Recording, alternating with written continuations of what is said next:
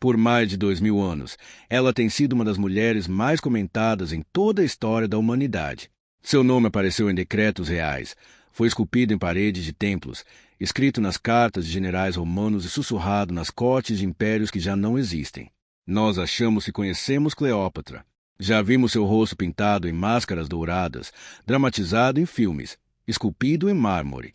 Lemos sobre sua inteligência, seu poder, seus relacionamentos com Júlio César e Marco Antônio. A história nos foi contada tantas vezes que parece familiar, confortável, até. Mas se quase tudo o que acreditávamos sobre ela fosse construído sobre suposições, e se a mulher por trás da lenda escondesse algo muito mais complicado, algo escrito não em pedra ou papiro, mas dentro do seu próprio DNA? Nos últimos anos, um pequeno grupo de cientistas e arqueólogos fez uma afirmação que enviou ondas de choque pelo mundo acadêmico. Eles acreditavam ter encontrado restos mortais ligados à linhagem de Cleópatra. E quando começaram a analisar o que aqueles ossos continham, os resultados não foram os que todos esperavam. O que encontraram não apenas complicou a história, ameaçou colapsá-la completamente. A história não começa no Egito, mas na antiga cidade de Éfeso, na atual Turquia, dentro de um mausoléu circular que estava silenciosamente presente no registro arqueológico há décadas. A tumba era conhecida, tinha sido escavada, documentada, arquivada, mas um detalhe continuava incomodando os pesquisadores. Dentro do mausoléu estavam os restos mortais de uma jovem. Ela havia sido enterrada com um cuidado incomum, o tipo de cuidado reservado não para cidadãos comuns, mas para a realeza.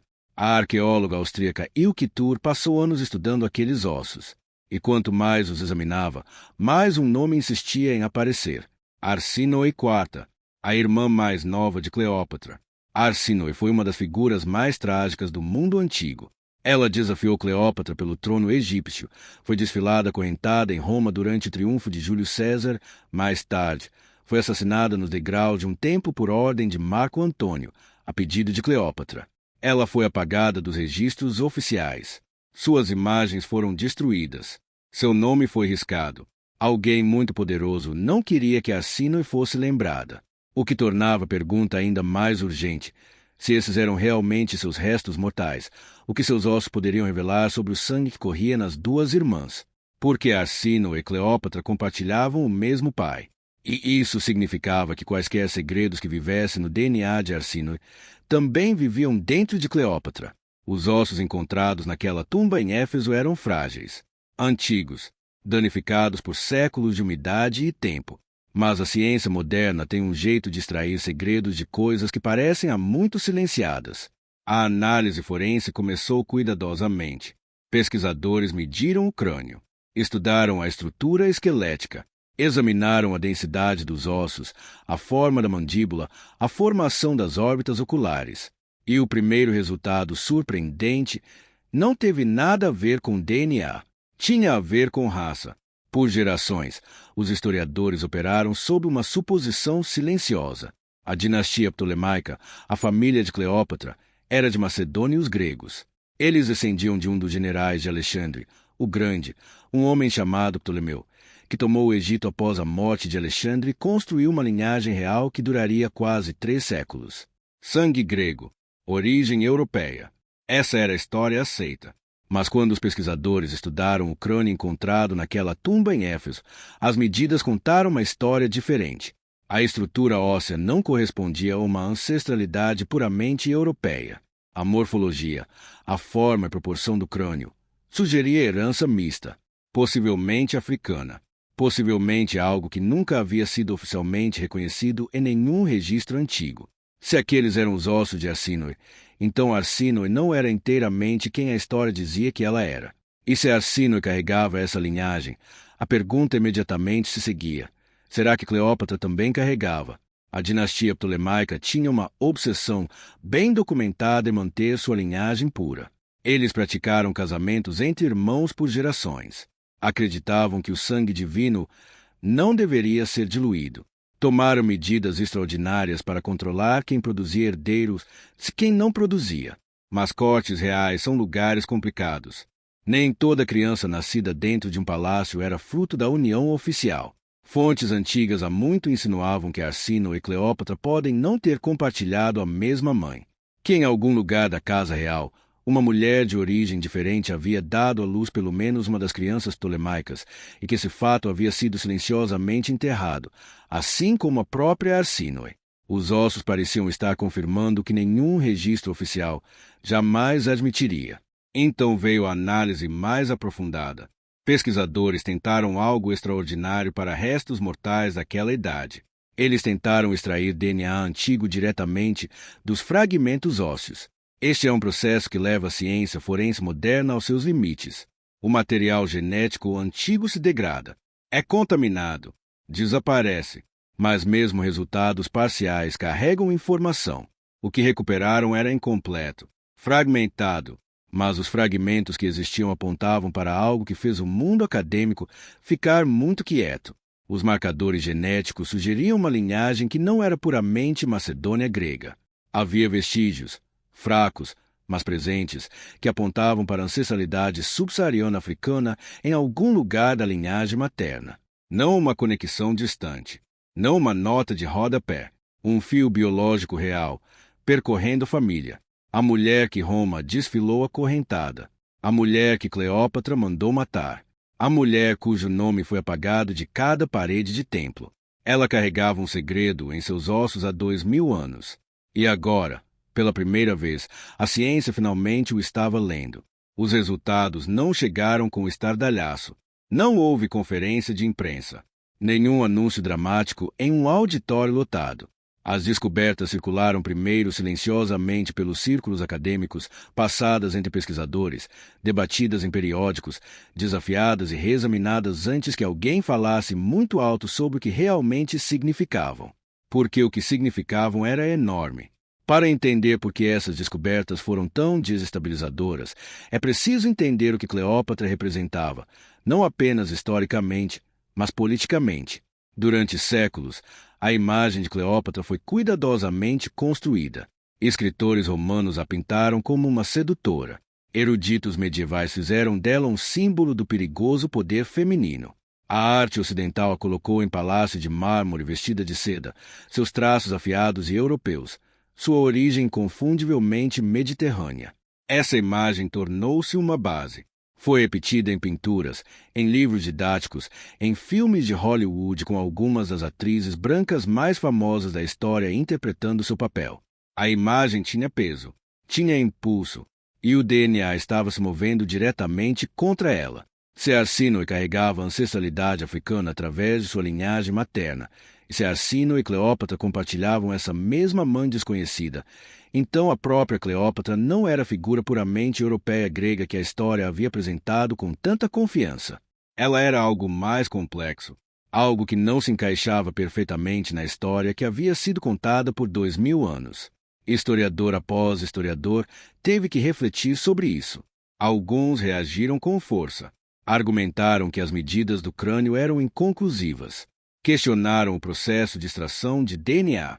Apontaram que restos antigos são notoriamente difíceis de analisar de forma limpa, que a contaminação é sempre um risco, que uma única amostra fragmentada não pode reescrever toda uma narrativa histórica. Essas são objeções científicas justas. Mas outros pesquisadores apontaram para algo que a análise pura do DNA não conseguia capturar totalmente: o contexto histórico que cercava o mundo de Cleópatra. O Egito, no primeiro século a.C., não era um reino isolado. Era uma encruzilhada, um ponto de encontro de civilizações africanas, mediterrâneas, do Oriente Médio e gregas que estavam negociando, lutando, casando-se e vivendo lado a lado por milhares de anos. A ideia de que a corte real ptolemaica, sentada no centro desse mundo, permaneceu geneticamente isolada por quase 300 anos foi sempre mais mitologia do que realidade. Casas reais tinham servos, concubinas e atendentes de todo o mundo conhecido.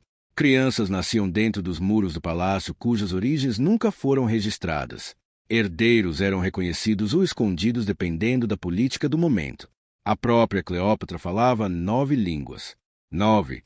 Numa dinastia onde a maioria dos governantes nunca se deu ao trabalho de aprender egípcio, ela o falava fluentemente junto com etíope, hebraico, árabe e várias outras. Fontes antigas registraram isso como notável. como se ela tivesse uma conexão com um mundo mais amplo ao seu redor que ia além da diplomacia. Alguns pesquisadores hoje olham para esse detalhe de forma diferente, não apenas como ambição intelectual, mas como identidade. Há um padrão na história que se repete com regularidade desconfortável. Quando pessoas poderosas querem controlar um legado, elas começam pela imagem. Elas escolhem o que será esculpido na pedra e o que será omitido. Decidem quais retratos sobrevivem e quais são destruídos. Escrevem a versão oficial dos acontecimentos e depois garantem que essa versão seja repetida, copiada, traduzida e transmitida através do tempo. Quando 1000 anos passaram, a imagem fabricada e a pessoa real tornaram-se quase impossíveis de separar. Cleópatra não foi exceção. A dinastia ptolemaica era obcecada por imagem de uma forma que ia muito além da vaidade. Eles se apresentavam ao povo egípcio como deuses vivos. Adotaram os títulos dos faraós. Construíram templos e se fizeram representar no estilo egípcio tradicional, perfis achatados, cocares cerimoniais, símbolos divinos esculpidos ao lado de seus nomes. Mas para o mundo grego, apresentavam-se de forma diferente, como realeza macedônia, como os legítimos herdeiros do legado de Alexandre, como governantes europeus que simplesmente haviam herdado uma terra estrangeira. Eles estavam desempenhando duas identidades simultaneamente, e o faziam com habilidade extraordinária. Cleópatra levou isso mais longe do que qualquer um de seus ancestrais. Ela foi a primeira governante de sua dinastia a realmente falar egípcio. Vestia-se como a deusa Ísis em cerimônias públicas. Ela entendia que para manter o Egito, ela precisava ser o Egito, pelo menos na aparência. Mas aparência e realidade raramente são a mesma coisa dentro de uma corte real. Fontes antigas insinuam repetidamente tensões dentro da família ptolemaica que iam além das habituais lutas pelo poder. A questão de quem era a mãe de Arsínoe nunca recebeu uma resposta clara em nenhum texto sobrevivente. Alguns historiadores acreditam que ela nasceu de uma concubina real. Outros sugerem que sua mãe pode ter sido uma mulher de status significativo cujas origens foram deliberadamente obscurecidas. O que está claro é que Arsínoe era tratada de forma diferente. Apesar de ser princesa, ela foi mantida a uma certa distância. Quando Cleópatra consolidou o poder, Arsínoe tornou-se uma ameaça quase imediatamente, não porque fosse fraca, mas porque era uma rival com seus próprios apoiadores, suas próprias ambições e possivelmente sua própria reivindicação de uma legitimidade que Cleópatra não podia controlar totalmente. Mandá-la matar não foi simplesmente um ato de crueldade. Foi um ato de apagamento. E apagamento, no mundo antigo, era a forma mais completa de destruição disponível. Se você removesse o nome de alguém, sua imagem, seu túmulo, seus registros, você não matava apenas uma vez. Você matava todas as versões dele que poderiam existir no futuro. Cleópatra entendia isso melhor do que quase ninguém. O que faz com que o túmulo de Arsínoe tenha sobrevivido silenciosamente, imperturbado, numa cidade longe do Egito, pareça quase um acaso do destino. Como se a história tivesse deixado uma pequena porta aberta. E 2000 anos depois, cientistas passaram por ela. O que eles trouxeram de volta não foi apenas dados genéticos. Foi o contorno de uma mulher que foi deliberadamente desfeita. E, através dela, o contorno de uma dinastia que escondia seu verdadeiro rosto há séculos. Há algo profundamente inquietante sobre o mistério que aumenta quanto mais você se aproxima dele. A maioria dos enigmas históricos se move na direção oposta. Você reúne evidências, constrói uma imagem. A névoa lentamente se dissipa. Uma resposta emerge. Mas Cleópatra não funciona assim. Cada resposta que ela oferece abre mais 3 perguntas. Cada fragmento de evidência aponta em direções que se contradizem. Cada vez que os pesquisadores acreditam estar se aproximando de algo sólido, o chão se move sob seus pés. E talvez seja exatamente assim que ela gostaria que fosse. O problema mais profundo com tudo o que a análise de DNA revelou não são as descobertas em si. É o que ainda está faltando. Porque aqui está a verdade que está no centro de tudo isso. Nunca encontramos o túmulo de Cleópatra. Não, definitivamente. Não de uma forma que a comunidade arqueológica tenha aceitado plenamente. Por décadas, a busca continuou. Equipes escavaram sítios por todo o Egito. Radar de penetração no solo foi arrastado por desertos. Arqueólogos subaquáticos vasculharam as ruínas submersas da antiga Alexandria, a cidade onde Cleópatra viveu e morreu. Nada conclusivo jamais surgiu.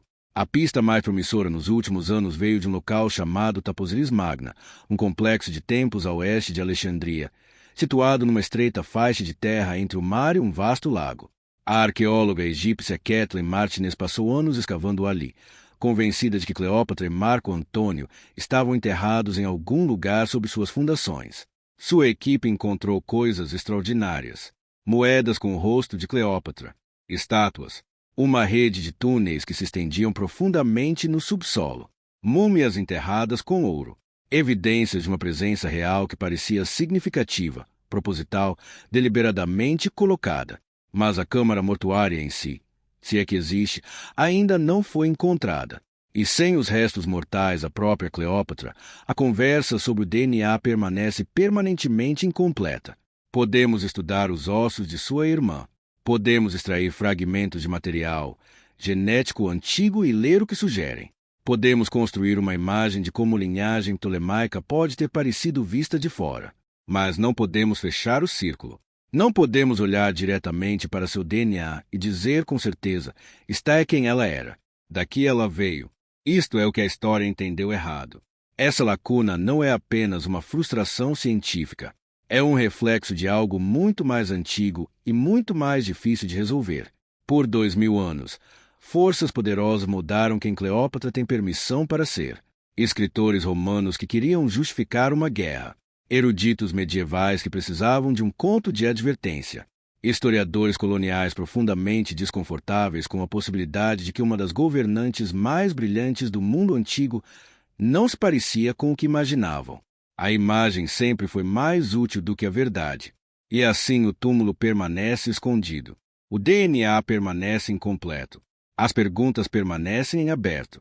Em algum lugar sob a areia egípcia, ou sob a água escura da costa de Alexandria, uma câmara mortuária pode ainda estar esperando.